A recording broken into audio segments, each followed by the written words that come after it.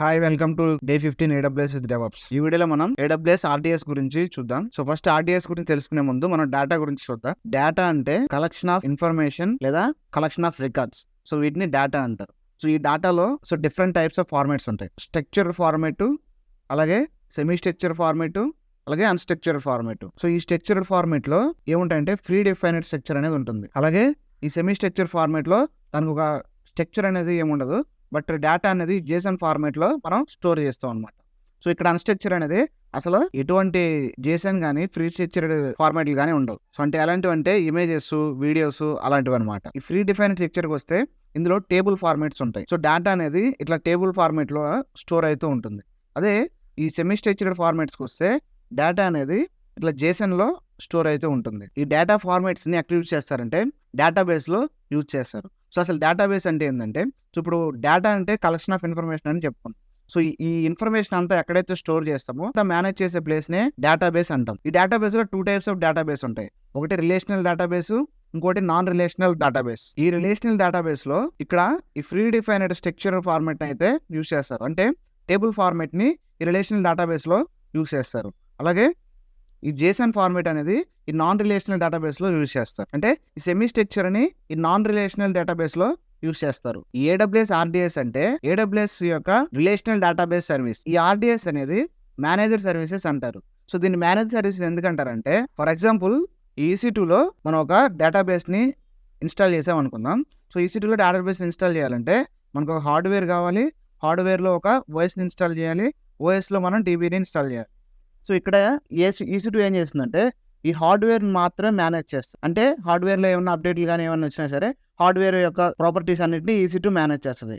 But ఈ OS అనేది ఎవరైతే కస్టమర్ DBని లాంచ్ చేయాలనుకుంటారో వాళ్ళే ఈ OS ని మేనేజ్ చేయాలి. అంటే ఈ OS కి వచ్చే సెక్యూరిటీ ప్యాచెస్ కానీ, ఈ OS కి వచ్చే అప్డేట్స్ కానీ, న్యూ వర్షన్లు కానీ వీటన్నిటిని కస్టమరే మేనేజ్ చేయాలి. అలాగే DBని కూడా దీని యొక్క వెర్షన్స్ కానీ, దీంట్లో వచ్చే అప్డేట్స్ కానీ, దీంట్లో వచ్చే డౌన్ టైం కానీ మొత్తం కస్టమరే మేనేజ్ చేయాలి. బట్ ఇన్ RDS లో హార్డ్వేర్ కానీ, OS కానీ, అలాగే DB ఇన్స్టాలేషన్ యొక్క వీటన్నిటిని కూడా AWS మేనేజ్ చేస్తుంది. అందుకే ఈ RDS ని మేనేజ్డ్ డేటాబేస్ సర్వీస్ అంటారు. సో ఈ RDS ని ఎక్కువగా ఎందుకు యూజ్ చేస్తారంటే ఇది స్కేలబిలిటీ. అంటే మనం ఎంత డేటానైనా మనం ఈ AWS RDS లో స్టోర్ చేసుకోవచ్చు. అలాగే సెక్యూరిటీ అంటే మన డేటాని మనం రీడ్ చేస్తున్నప్పుడు లేదంటే అప్డేట్ చేస్తున్నప్పుడు మన డేటా అనేది చాలా సెక్యూర్గా మెయింటైన్ చేయబడి ఉంటుంది. అలాగే అవైలబిలిటీ అంటే ఇప్పుడు మనం ఏదైనా ఒక అప్లికేషన్కి మన DBని అటాచ్ చేసినప్పుడు మన అప్లికేషన్ యూజ్ చేసేటప్పుడు DBని చాలా ఎక్కువ సార్లు విత్ ఇన్ సెకండ్స్ లో మనం యాక్సెస్ చేయాల్సి ఉంటుంది. సో అలాంటప్పుడు RDS అనేది మనకి లో లాటెన్సీలో డేటాబేస్ సర్వీస్ అనేది ఇస్తుంది. సో ఈ 3 ప్రాపర్టీస్ వల్ల ఎక్కువగా ఈ AWS RDS ని యూజ్ చేస్తారు. మనం ఈ RDS ని యూజ్ చేసేటప్పుడు కొన్ని డేటాబేస్ కమాండ్స్ని అయితే యూజ్ చేస్తాము. సో ఈ వీడియోని స్కిప్ చేయకుండా చూస్తేనే మనకి ఈ వీడియో అనేది ఫుల్ ప్లెజ్డ్గా అర్థమవుతుంది. లేదా స్కిప్ చేసామంటే మనకి వీడియో అర్థం కాదు. సో నేను యూజ్ చేసిన డేటాబేస్ కమాండ్స్ని నేను మీకు డిస్క్రిప్షన్లో లింక్ ఇస్తాను. అక్కడ నుంచి మీరు వాటిని డౌన్లోడ్ చేసుకోవచ్చు. సో అసలు ఈ AWS RDS ని ఎలా క్రియేట్ చేయాలో చూద్దాం. First go to AWS console, type RDS, select RDS. So RDS console అనేది ఇలా ఉంటుంది. డేటాబేసెస్, సో ఎటువంటి డేటాబేస్ అనేది లేవు. సో ఇక్కడ మనం డేటాబేస్ని క్రియేట్ చేయాలంటే first create a database, select standard create. ఈ RDS అనేది మెయిన్గా మనకి 7 టైప్స్ ఆఫ్ డేటాబేస్ని మనకు ఆఫర్ చేస్తుంది. అందులో Aurora data type, MySQL, MariaDB, PostgreSQL, Oracle, Microsoft SQL server, IBM. So ఇలా 7 డేటా టైప్స్ అయితే మనకు ఆఫర్ చేస్తుంది. ఇందులో ఈ అరోరా డేటాబేస్ అనేది AWS హార్డ్వేర్ కి కంపాటబుల్ అయ్యేలాగా అప్డేట్ చేయబడి ఉంటుంది. సో ఈ 2 AWS అనేది ఆఫర్ చేస్తుంది. ఈ 2 డేటాబేస్ని AWS క్రియేట్ చేసి మనకు ఆఫర్ చేస్తుంది. ఈ మిగిలినవన్నీ థర్డ్ పార్టీ డేటాబేస్ని ఆఫర్ చేస్తుంది. సో ఇక్కడ మనం ఏ డేటా టైప్ సెలెక్ట్ చేస్తే ఆ డేటా టైప్కి సంబంధించిన ప్రాపర్టీస్ అన్ని ఇక్కడ చూపిస్తుంది. సో దాన్ని బట్టి మనకి ఏ డేటాబేస్ అవసరం అవుతుందో దాన్ని మనం సెలెక్ట్ చేసుకోవాలి. సో మనం ట్రయల్ పర్పస్లో యూజ్ చేస్తున్నాం కాబట్టి మనం ఒక ఓపెన్ సోర్స్ డేటాబేస్ని అయితే యూజ్ చేస్తాం. ఇందులో ఎంటర్ప్రైజ్ ఎడిషన్స్ ఉంటాయి, అలాగే ఓపెన్ సోర్స్ ఎడిషన్స్ ఉంటాయి. సో ఎంటర్ప్రైజ్ ఎడిషన్ మనం యూజ్ చేస్తే మనకి కాస్ట్ అనేది చాలా ఎక్కువగా పడుతుంది. అలాగే ఓపెన్ సోర్స్ యూజ్ చేస్తే మనకి కాస్ట్ అనేది కొంచెం తక్కువగా పడుతుంది. ఇక్కడ మనం ఓపెన్ సోర్స్ ఎంటర్ప్రైజ్ అని కాకుండా సో మనకి క్లయింట్ నీడ్ని బట్టి మనం డేటాబేస్ అనేది సెలెక్ట్ చేయాల్సి ఉంటుంది. సో మనం ట్రయల్ కోసం కాబట్టి నేను ఒక MySQL ఓపెన్ సోర్స్ అయితే సెలెక్ట్ చేస్తున్నాను. Select version. మన డేటాబేస్ అనేది దేనికోసం మనం యూజ్ చేస్తున్నాం అనేది ఇక్కడ మనం మెన్షన్ చేయాల్సి ఉంటుంది. ఇక్కడ మనం ప్రొడక్షన్ కోసం యూజ్ చేస్తే ఇక్కడ ఆటోమేటిక్గా అవైలబిలిటీ జోన్ అనేది బై డిఫాల్ట్ గా మల్టిపుల్ అవైలబిలిటీ జోన్ క్లస్టర్ తీసుకుంటది. లేదంటే multi zone availability zone DB instance తీసుకుంటది. డెవ్ లేదా టెస్ట్ కోసం తీసుకుంటే అవైలబిలిటీ జోన్ అనేది సెలెక్ట్ చేసుకోవచ్చు, మల్టిపుల్ లేదా సింగిల్ అనేది. ఇన్ కేస్ మనం ఫ్రీ టైర్ తీసుకున్నాం అంటే ఇది బై డిఫాల్ట్ గా సింగిల్ అవైలబిలిటీ జోనే తీసుకుంటది. డెవ్ అండ్ టెస్ట్ సెలెక్ట్ చేస్తున్నాను. సో ఇందులో మనం ఏదైనా సెలెక్ట్ చేసుకోవచ్చు. సో మనం లెర్నింగ్ పర్పస్ కాబట్టి సింగిల్ DB ఇన్స్టాన్స్ తీసుకుంటున్నాను. సో ఇక్కడ నేమ్ అడుగుతుంది. సో ఇక్కడ నేనైతే బై డిఫాల్ట్ గా డేటాబేస్ 1 అని ఇచ్చేసాను. సో మనం క్రియేట్ చేయబోయే డేటాబేస్ ని లాగిన్ చేయడం కోసం మనం అయితే క్రెడెన్షియల్స్ ఇవ్వాల్సి ఉంటుంది. సో ఇక్కడ నేను యూజర్ నేమ్ అడ్మిన్ అని ఇస్తున్నాను. సో సెల్ఫ్ మేనేజ్డ్ పాస్వర్డ్ మనం సెట్ చేసుకోవాలి. సో ఇక్కడ మనం ఇన్స్టాన్స్ టైప్ ని సెలెక్ట్ చేసుకోవాలి. సో ఇక్కడ ఇంక్లూడ్ ప్రీవియస్ జనరేషన్ అని క్లిక్ చేస్తే ప్రీవియస్ జనరేషన్ టైప్స్ కూడా వస్తాయి. ఇక్కడ మనం మన నీడ్ని బట్టి మనం డేటాబేస్ స్టోరేజ్ క్లాస్ అయితే మనం సెలెక్ట్ చేసుకోవాలి. సో ఇక్కడ స్టాండర్డ్ క్లాస్ అని క్లిక్ చేస్తే ఏ స్టోరేజ్ టైప్ కావాలంటే ఆ స్టోరేజ్ టైప్ మనం సెలెక్ట్ చేసుకోవాలి. ఇక్కడ మన స్టోరేజ్ అనేది ఏ పర్పస్ మనం సెలెక్ట్ చేసుకోవాలి. ఇక్కడ ఏదైనా సెలెక్ట్ చేసుకోవచ్చు, depends upon our need. So allocated storage. So మనం DBకి మనం ఎంత స్టోరేజ్ అలొకేట్ చేయాలనేది ఇక్కడ మనం ఎంటర్ చేయాలి. ఇక్కడ 20 GB నుంచి అలాగే 6144 GB వరకు మనం ఎంటర్ చేసుకోవచ్చు. సో నేనైతే 20 GB ఎంటర్ చేస్తున్నాను. సో ఆటో స్కేలింగ్ ఎనేబుల్ చేసుకోవాలా లేదా అని అడుగుతుంది. నేనైతే ఎనేబుల్ చేయట్లేదు. ఇక్కడ మనం EC2ని లాంచ్ చేయాలా లేదా అవసరం లేదా అని అడుగుతుంది. సో EC2ని లాంచ్ చేయొచ్చు, లేదంటే లాంచ్ చేయకుండా అయినా మనం సర్వర్ని చేయొచ్చు. ఇక్కడ మనం EC2ని సెలెక్ట్ చేస్తే ఆల్రెడీ మనం లాంచ్ చేసిన EC2ని అయితే దీనికి అటాచ్ చేయాల్సి ఉంటుంది. సో మనం ఎలాంటి EC2ని లాంచ్ చేయలేదు కాబట్టి డోంట్ కనెక్ట్ EC2 అని ఇవ్వండి. ఇక్కడ ఒక VPCని సెలెక్ట్ చేయాలి. సో డేటాబేస్ని క్రియేట్ చేయాలన్నా కూడా ఒక VPCని అయితే మనం ఇవ్వాలి. Select VPC. సో ఇక్కడ సబ్నెట్స్ అనేది డిఫాల్ట్ సబ్నెట్ ని తీసుకుంటది. సో ఇక్కడ యాక్సెస్ పబ్లిక్ యాక్సెస్ అయితే ప్రైవేట్ యాక్సెస్ అని ఇవ్వాలి. సో నేను ప్రస్తుతం అయితే ప్రైవేట్ యాక్సెస్ ఇస్తున్నాను. సో VPT సెక్యూరిటీ గ్రూప్ ని సెలెక్ట్ చేసుకోవాలి. సో డిఫాల్ట్ ని తీసేసి select a security group. So availability zone no preference అని ఇవ్వచ్చు. మనం ఏ అవైలబిలిటీ జోన్ లో లాంచ్ చేయాలనుకుంటున్నామో ఆ అవైలబిలిటీ జోన్ లో మనం లాంచ్ చేయొచ్చు. నేను డిఫాల్ట్ ఇచ్చేస్తున్నాను.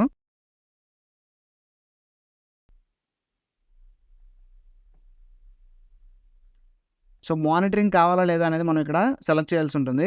సో నేనైతే సెలెక్ట్ చేయట్లేదు, డిజేబుల్ చేస్తున్నాను. సో ఇక్కడ మనం సెలెక్ట్ చేసుకునే వాటిని బట్టి మనకి ఇక్కడ ఎస్టిమేషన్ కాస్ట్ అనేది పడుతుంది పర్ మంత్కి.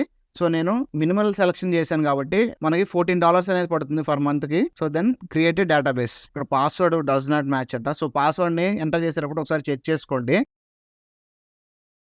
Create DB.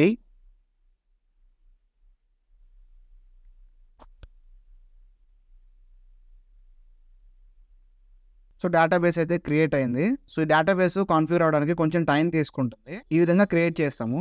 సో ఈ డేటాబేస్ క్రియేట్ అయిందా లేదా అనేది చెక్ చేయడం కోసం మనం ఒక EC2ని లాంచ్ చేసి అందులో చెక్ చేద్దాం. యాక్చువల్గా అయితే ఈ EC2ని ఇవన్నీ కూడా డేటాబేసే మెయింటైన్ చేస్తుంది. సో ఇంత మనం EC2ని కనెక్ట్ చేయాలన్నప్పుడు మన దగ్గర ఏ EC2 లేదు కాబట్టి మనం అక్కడ EC2ని ఎంటర్ చేయలేదు. సో ఇప్పుడు మనం ఒక EC2ని లాంచ్ చేసి డేటాబేస్ అనేది క్రియేట్ అయిందో లేదో చెక్ చేద్దాం. So go to EC2.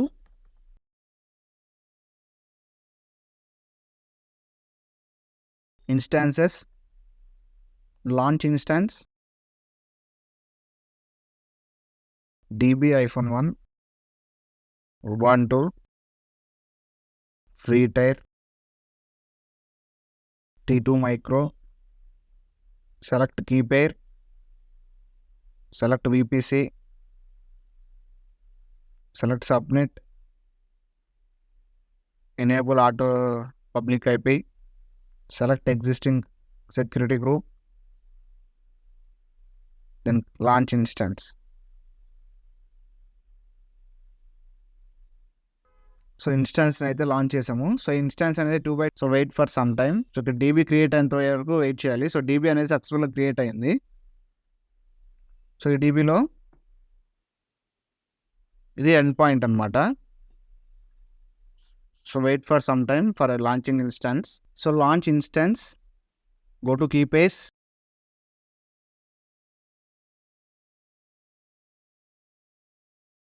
maximize. So launching instance.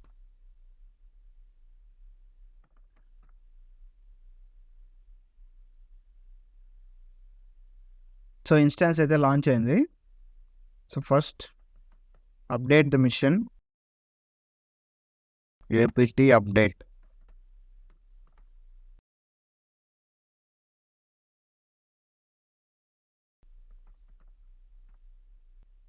So MySQL -, version. So మన సర్వర్లో అయితే MySQL లేదు. సో మనం MySQL DB సర్వర్ని అయితే ఇన్స్టాల్ చేద్దాం. Copy paste -y. So MySQL సర్వర్ని ఇన్స్టాల్ చేసాము. క్లియర్. మనం క్రియేట్ చేసిన డీబీలోకి కనెక్ట్ అవ్వడం కోసం మనం ఒక కమాండ్ అయితే యూజ్ చేయాలి. సో ఆ కమాండ్ కాపీ పేస్ట్. సో ఇక్కడ మనం MySQL సర్వర్ కనెక్ట్ అవుతున్నాం కాబట్టి MySQL -h. సో ఇది మన యొక్క డేటాబేస్ యొక్క ఎండ్ పాయింట్ అనమాట. సో ఇది ఎక్కడ వచ్చిందంటే go to database, select database. So here database end point. So copy this and enter, then -, port, అలాగే పోర్ట్ నెంబర్. ఇది MySQL యొక్క పోర్ట్ నెంబర్. అలాగే యూజర్ నేమ్ ఏంటి, admin. So admin. So -p అంటే పాస్వర్డ్. సో పాస్వర్డ్ మనం ఇక్కడ enter చేయని అవసరం లేదు. So then press enter. So enter చేసిన వెంటనే పాస్వర్డ్ అడుగుతుంది. సో మనం క్రియేట్ చేసిన డీబీ యొక్క అడ్మిన్ పాస్వర్డ్ ఏం పెట్టామో అది ఇక్కడ మనం ఎంటర్ చేయాల్సి ఉంటుంది. మనం అయితే ఇప్పుడు సర్వర్లోకి అయితే లాగిన్ అయ్యాము. సో ఇప్పుడు మన డేటాబేస్లో ఏమేమి డేటాబేస్ ఉన్నాయో చెక్ చేద్దాం. షో డేటాబేసెస్ -, సో ఇవి బై డిఫాల్ట్గా ఉన్న డేటాబేసెస్ అనమాట. సో ఇప్పుడు ఇందులో మనం ఒక డేటాబేస్ని క్రియేట్ చేయాలనుకుంటే by using this command. So మనం ఒక డేటాబేస్ని క్రియేట్ చేయాలనుకున్నాం అనుకో. సో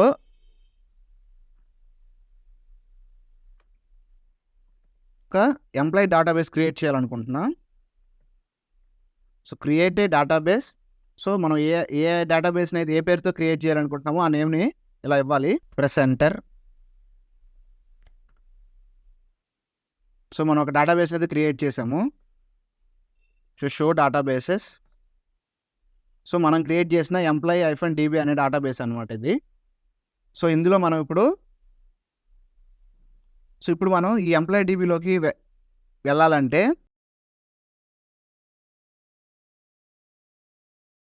సో మనం క్రియేట్ చేసిన డేటాబేస్లోకి వెళ్ళాము. ఇందులో మనం టేబుల్స్ని క్రియేట్ చేయాలనుకుందాం. అంటే ఇందులో మనం డేటాని క్రియేట్ చేయాలంటే టేబుల్స్ ఫార్మాట్లోనే డేటాని క్రియేట్ చేయాలి. సో ఇందులో మనం ఈ ఎంప్లాయీ డేటా అనేది క్రియేట్ చేయడం కోసం ఈ కమాండ్ అయితే యూజ్ చేయాలి.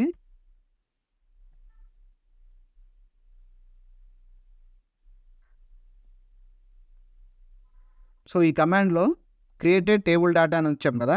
సో అంటే ఇక్కడ మనం ఒక టేబుల్ అయితే క్రియేట్ చేస్తున్నాము ఎంప్లాయీ డేటాతో. సో ఈ ఎంప్లాయీ డేటాలో కోలమ్స్, రోస్ ఎలా ఉండాలనేది మనం ఇక్కడ స్పెసిఫై చేస్తున్నాము.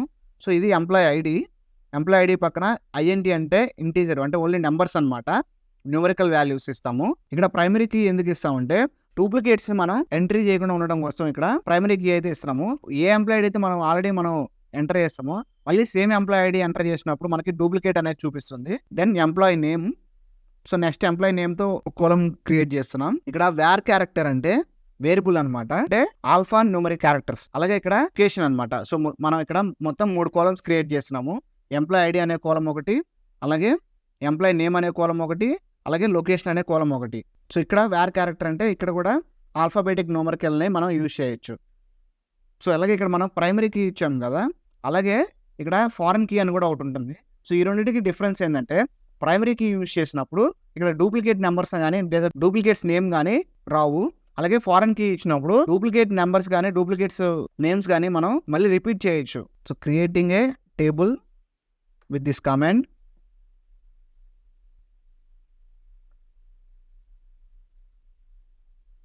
టేబుల్ అయితే క్రియేట్ చేసాము. సో ఇక్కడ మనం క్రియేట్ చేసిన ఈ ఎంప్లాయీ డేటా అనే టేబుల్లో కొన్ని వాల్యూస్ని అయితే మనం యాడ్ చేద్దాం. చేయడం కోసం మనం ఈ కమాండ్ అయితే ఇలా ఎంటర్ చేయాలి. సో ఇన్సెట్ ఇంటో ఎంప్లాయీ డేటా. సో ఈ ఎంప్లాయీ డేటా అనేది మనం క్రియేట్ చేసిన టేబుల్ కాబట్టి ఇక్కడ ఎంప్లాయీ డేటా అనే ఫోల్డర్ ఇచ్చాము. సో ఇందులో మనం ఇస్తున్న వాల్యూస్ ఏంటంటే, సో మనం క్రియేట్ చేసిన కాలమ్ ప్రకారం మనం వాల్యూస్ అనేది ఇవ్వాలి. సో ఫస్ట్ మనం ఎంప్లాయీ ఐడి అనే కాలమ్ని క్రియేట్ చేసాము. సో ఎంప్లాయీ ఐడి మనం 1 ఇచ్చాము. అలాగే ఇది ప్రైమరీ కీ ఇచ్చాము. ప్రైమరీ కీ అంటే మనం సేమ్ ఎంప్లాయీ ఐడితో ఇంకొక డూప్లికేట్ అయితే మనం ఎంటర్ చేయలేము. సో ఇక్కడ మైకేల్, సో ఎంప్లాయీ నేమ్ ఇచ్చాను. ఎంప్లాయీ నేమ్ మైకేల్ అని ఇచ్చాను. సో అలాగే లొకేషన్ యూఎస్ఏ అని ఇచ్చాను. సో మనం క్రియేట్ చేసిన డేటా టేబుల్ ఇది. సో ఆ టేబుల్లో మనం ఒక డేటా అనేది ఇన్సర్ట్ చేస్తున్నాం. Copy this, enter. సో ఒక రో అయితే క్రియేట్ అయిపోయింది. సో అలాగే నేను ఇలా 10 రోస్ని అయితే క్రియేట్ చేస్తున్నాను.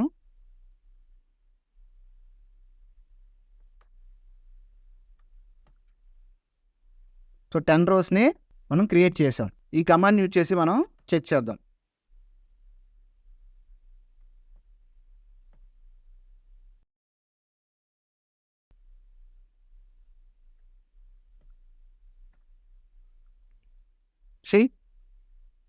మనం క్రియేట్ చేసిన టేబుల్ అనమాట. అందులో మనం ఇచ్చిన ఎంప్లాయీ ఐడీస్, అలాగే ఎంప్లాయీ నేమ్స్, అలాగే లొకేషన్స్.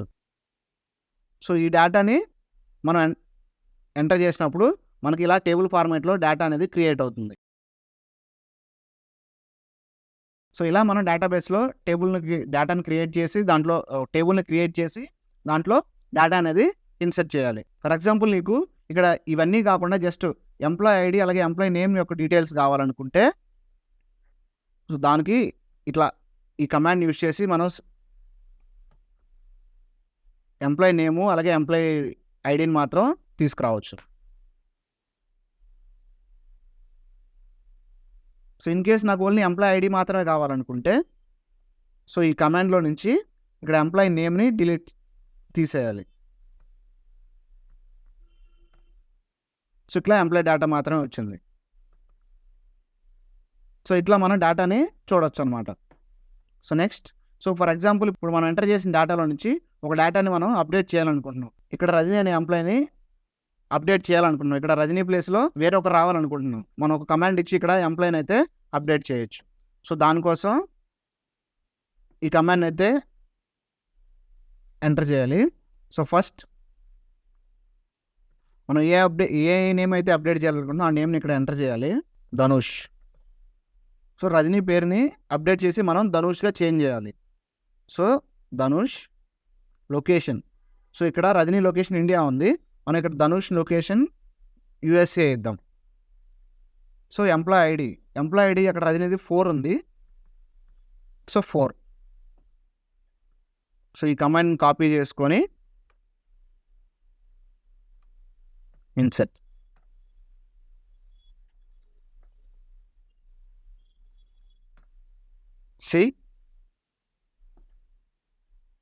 ఇక్కడ నెంబర్ 4 రజనీ ప్లేస్లో ధనుష్ అనేవాడు అప్డేట్ అయ్యాడు.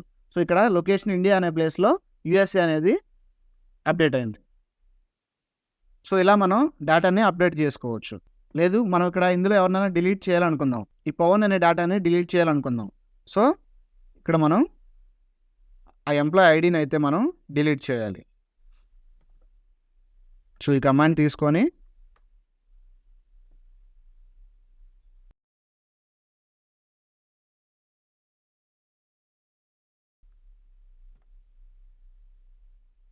ఈ టేబుల్లో నుంచి మనం పవన్ అనే డేటాని డిలీట్ చేసాం.